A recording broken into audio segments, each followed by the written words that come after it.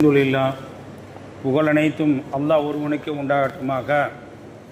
அல்லாஹ்வினுடைய மாபெரும் கிருபையினால் 8ஆம் நாள் தராவி தொழக்கூடிய பாக்கியத்தை அல்லாஹு தஆலா வழங்கியிருக்கிறான். அல்ஹம்துலில்லாஹ். இந்த 8ஆம் நாளுக்கு என்ன சிறப்பு இருக்கிறதோ அந்த சிறப்பை முழுமையாக அடையக்கூடிய பாக்கியத்தை அல்லாஹு தஆலா நம்மவர்களுக்கு வழங்கிடுவானாக. அல்லாஹ்வினுடைய அருளுக்கு சொந்தக்காரர்களை நாம் பார்க்குகின்ற பொழுது, ஒரு மூமின் இன்னொரு மூமினை சந்திக்கின்ற பொழுது சலாம் சொல்லுங்க அப்படின்னு சொல்கிறாங்க. ஆனால் இந்த சலாம் என்பது நாம் சாதாரணமாக நினைக்கிறோம். எப்படின்னு சொன்னால், சலாம் சொல்லுவது என்பது ஒரு இபாதத்து. எப்படிங்க? ஒரு மூமின் இன்னொரு மூமினை பார்க்கின்ற பொழுது இஸ்லாம் அழகான ஒரு வழியை காட்டுறது. இது இஸ்லாத்தில் தான் நாம் பார்க்குறோம். ஒரு மூமின் இன்னொரு மூமினை நீங்கள் சந்திக்கின்ற பொழுது ஏதோ நீங்கள் சந்திச்சிங்க போனீங்க அப்படி இருக்கக்கூடாது. சந்திக்கக்கூடிய தருணத்திலே தஹிய்யத் என்ற அந்த காணிக்கை ஒருவருக்கொருவர் பரிமாறி கொள்ளுங்கள். இது இஸ்லாம் சொல்லி காட்டக்கூடிய ஒரு வழிமுறையாக இருக்கிறது மட்டுமல்ல, யார் யாரெல்லாம் சலாம் சொல்லுகிறார்களோ சொல்லுவதன் மூலமாக அவர்களுக்கு நன்மைகள் வழங்கப்படுகிறது. அவர்களுக்கு பெருமான் ஸல்லல்லாஹு அலைஹி வஸல்லம் அவர் காட்டிய வழிமுறையை அவர்கள் கடைபிடித்ததின் காரணமாக அந்த சுன்னத்துடைய நன்மையும் கிடைக்கிறது.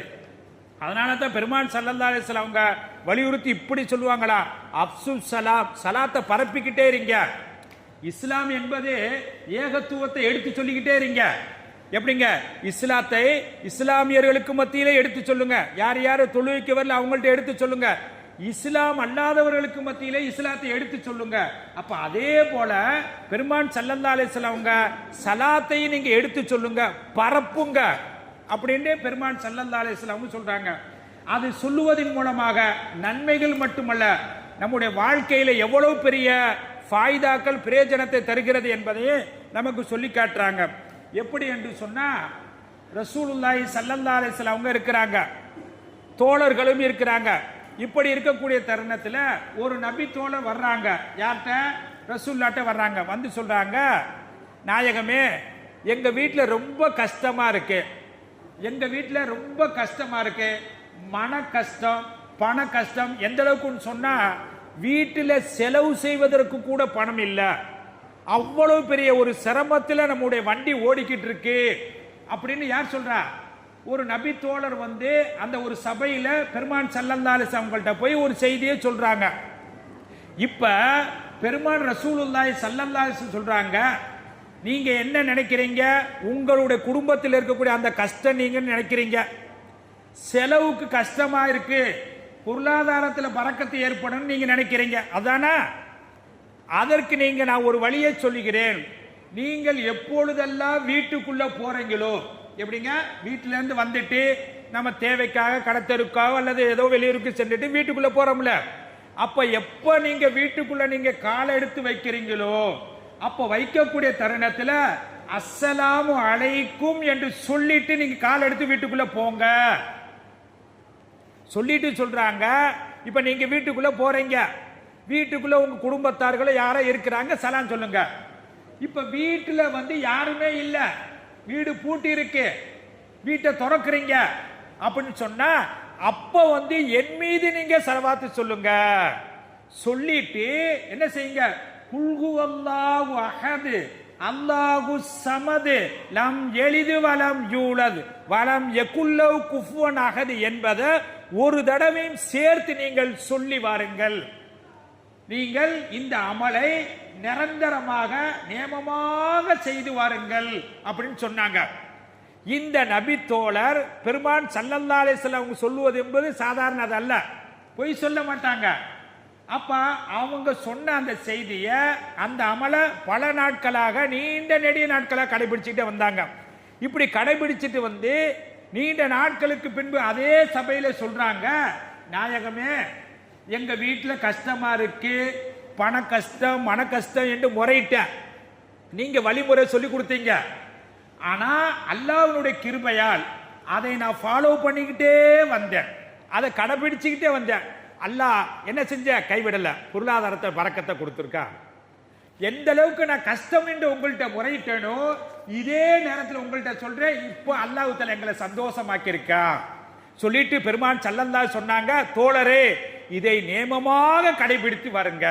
அப்ப சலாம்ங்கிறது ஒரு கஷ்டம் அல்ல, எங்கேயாச்சும் விலை கொடுத்து வாங்கக்கூடியது அல்ல.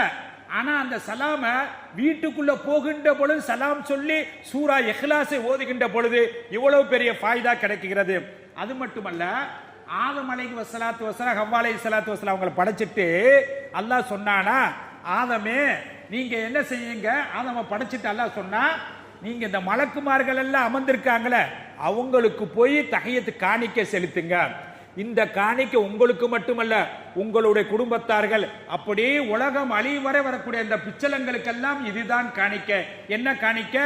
அந்த மலக்குமார்களுக்கு சொல்லுங்கள், அஸ்ஸலாமு அலைக்கும் வரஹ்மத்துல்லாஹ் என்று நீங்கள் சொல்லுங்கள்.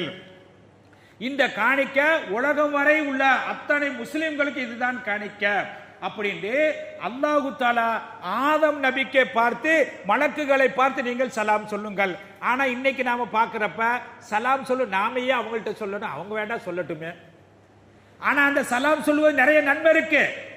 ஆனா நாம இன்னைக்கு என்ன கௌரவத்தை பார்க்கிறோம், ஏன் நாம போய் சொல்ல அப்ப என்ன செஞ்சிடும் இன்னைக்கு நாம பார்க்கிறோம். அப்ப காரணம் என்ன? அதனுடைய மகத்துவம் நமக்கு அந்த சிறப்பு சரியா நமக்கு தெரியல. எப்படின்னு சொன்னா, அப்துல்லாஹ் இப்னு உமர் ரலியல்லாஹு தஆலாங்க, உமர் ரலியல்லாஹு தஆலா அவங்களுடைய மகனார் அப்துல்லா ரலியல்லாஹு தஆலா அவங்க என்ன செய்வாங்களா, எல்லாரும் சந்தைக்கு போறாங்க. சந்தைக்கு போனா ரெண்டு காரணத்துக்கு போவோம். எதுக்குங்க இப்ப நாமளே சந்தைக்கு போறோம், எதுக்கு போவோம்? ஒண்ணு அந்த சந்தையில போய் அந்த வியாபாரத்துல சரக்குகளை வாங்குறதுக்கு போவோம், இல்லாட்டி சந்தையில போய் வியாபாரம் செய்யறதுக்காக போவோம். ஒண்ணு வியாபாரம் செய்யறதுக்கு போவோம், அல்லது அந்த வியாபாரத்தில் செய்யக்கூடியவர்களிடத்தில் நம்ம என்ன செஞ்சோம், பொருளை வாங்குறதுக்கு போவோம். இப்ப அப்துல்லாஹ் இப்னு உமர் ரலியல்லாஹு தஆலா அன்ஹு, உமர் ரலியல்லாஹு தஆலா மகனார் சந்தைக்கு போறாங்க. சந்தைக்கு போறப்ப ஒரு ஆள் கேட்கிறாங்க, டெய்லி நீங்க சந்தைக்கு போய்கிட்டே இருக்கீங்க, நீங்கள் வியாபாரம் செய்யறது எதுக்கு சந்தைக்கு போறீங்க அப்படிங்கிறப்ப, நீங்க சந்தைக்கு போறப்போ வியாபாரம் செய்றீங்க, வியாபாரம் செய்து லாபத்தை பெற்றுட்டு வரீங்க. இன்னொருத்த வர்றாங்க, என்ன செஞ்சுறாங்க, அதாவது அங்க உள்ள பொருட்களை வாங்குறாங்க, மற்ற இடத்தை காட்டிலும் இங்க கம்மியா இருக்குன்னு வாங்கி லாபம் பெறாங்க. ஆனா நான் சந்தையில நான் என்ன செய்யறேன், நானும் லாபம் அடைகிறேன். வரக்கூடிய சந்தையில வரக்கூடிய அத்தனை பேர்களுக்கும் அஸ்ஸலாமு அலைக்கும் அஸ்ஸலாமு அலைக்கும் சொல்லி அந்த நன்மைகளை எல்லாம் நான் பெற்றுக் கொண்டு வருகிறேன். நீங்கள் பணம் காசுகளை லாபமாக கொண்டு வருகிறீர்கள், நான் நன்மைகளை வரக்கூடிய அத்தனை பேர்களுக்கும் அஸ்ஸலாமு அலைக்கும் என்று சந்தைக்கு வரக்கூடிய அத்தனை பேர்களுக்கும் சலாம் சொல்கிறேன் என்று சொன்னா, அப்ப சலாமின் மூலமாக எவ்வளவோ ஃபாய்தா இருக்கிறது. ஆகையினால் அதை நாம் குறைவாக எண்ணாமல் ஒருவர் இன்னொருவரை பார்க்கின்ற பொழுது இஸ்லாம் காட்டிய அழகிய ஒரு வழிமுறையாக இருக்கிறது. சலாம் சொல்லுவது மூலமாக நாம் யாருக்கு சலாம் சொல்லுகிறோமோ தொடர்ந்து சொல்லி பாருங்கள், நேசம் உண்டாகும். ஒருவர் எதிரியாக இருக்கட்டும், அவருக்கு நீங்கள் சலாம் சொல்லுங்கள், பதில் சொல்லாவிட்டாலும் பரவாயில்லை, சலாம் சொல்லுங்கள்.